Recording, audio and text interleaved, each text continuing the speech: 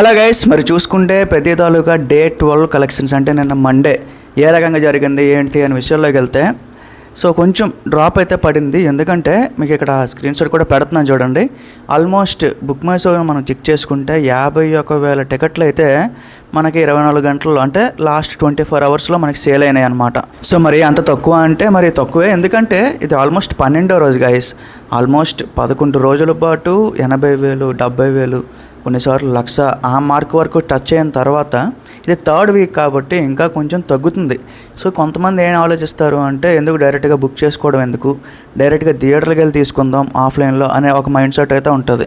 So అందుకు offline sales అయితే మనకి ఇంకా గ్రాస్లోకి ఇంక్లూడ్ అవ్వలేదు.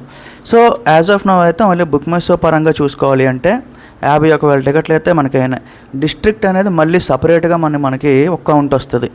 సో దాంతోపాటు ఆఫ్లైన్ కూడా వేరే కౌంట్ వస్తుంది అనమాట. సో నిన్న మన మూవీ టీం ఏంటంటే 393 crores 393 కోట్లు కలెక్ట్ చేసింది అని చెప్పి అఫీషియల్గా పోస్టర్ పెట్టారు.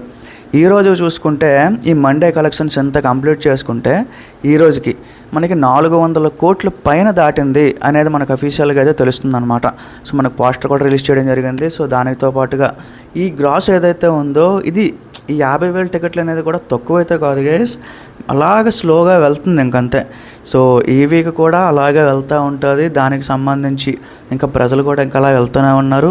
సో మెయిన్ అడ్వాంటేజ్ ఏంటి అంటే టికెట్ రేట్స్ తగ్గినాయి. దాంతోపాటుగా మనకి కొన్ని సీన్స్ అయితే యాడ్ అవుతాయి, దాని గురించి ఇంకో వీడియోలో చెప్తా. బట్ యాజ్ ఆఫ్ నౌ అయితే అలానే వెళ్తుంది, ఏం ప్రాబ్లం లేదు. కానీ జనాలు అయితే మాత్రం ఎవరైతే నెగిటివ్ రివ్యూస్ ఇచ్చారో వాళ్ళని విపరీతంగా తిడుతున్నారు గైస్. అసలు ఇలాంటి ఒక మంచి సినిమాని ఎందుకు చెడగొట్టారు, ఎందుకు బ్యాడ్గా అది నెగిటివ్ స్ప్రెడ్ చేశారు అని చెప్పి. సో అఫ్కోర్స్ వాళ్ళకి అవ్వాలి, ఇంకా గట్టిగా అవ్వాలి. సో మేబీ మీరు కూడా అబ్జర్వ్ చేస్తూ ఉంటారు అవన్నీ కూడా. But as of now collections ఒకటే కాదు, ఈ సినిమా సంపాదించుకున్నది ఏంటి అంటే ఒక మంచి సినిమా అనే ఒక పేరుని సంపాదించుకుంది. సో చరణ్ గారికి 3 దశాబ్దాల నుంచి కూడా ఎలాంటి కల్ట్ రోల్స్ పడుతూనే ఉన్నాయి అని మనకు అర్థమైందనమాట. సో చూద్దాం గైస్, ఈ 400 కోట్లు 450 వరకు వెళ్తుందా వెళ్ళదా అనేది కూడా ఈ వీక్ డిసైడ్ అయిపోద్ది మనకి. సో చూద్దాం, ఆ విషయాలు కూడా అప్డేట్ చేస్తాను. Thank you.